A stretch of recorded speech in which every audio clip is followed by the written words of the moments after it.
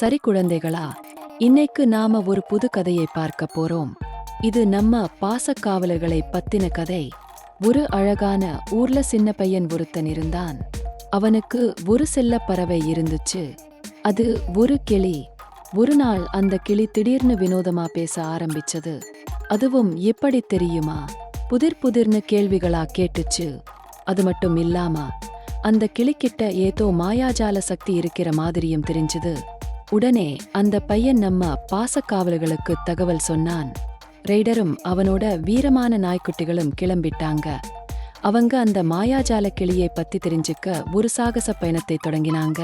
அவங்க போற வழியில விதவிதமான பறவைகளை பார்த்தாங்க. சில பறவைகள் ரொம்ப அழகா பாடிச்சு. சில பறவைகள் வேகமா பறந்து போச்சு.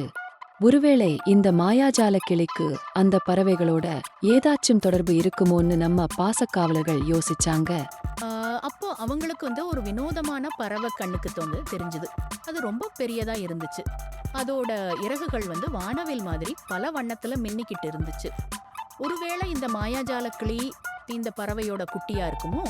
நம்ம பாசக்காவலர்கள் அந்த பெரிய பறவைய கவனமா பார்த்தாங்க. அந்த பறவை அமைதியா ஒரு மரக்கிளையில உட்கார்ந்து இருந்துச்சு. பக்கத்துல அந்த மாயாஜால கிளியும் பதிலாம் இருந்துச்சு.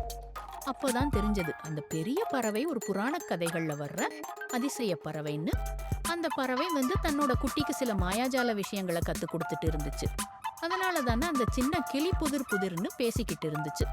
நம்ம பாசக்காவலர்கள் அந்த அதிசய பறவையையும் அதோட குட்டியையும் பத்திரமா அந்த பையன் வீட்டுக்கு கொண்டு போய் சேர்த்தாங்க.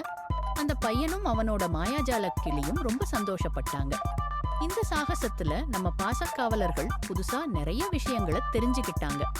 மாயாஜாலமும் அதிசயங்களும் நம்மளை சுத்தி எப்பவும் இருக்கலாம் இல்லையா குழந்தைகளா? அடுத்த தடவை வேற ஒரு சுவாரஸ்யமான கதையோட உங்களை பார்க்கிறேன். பாய்.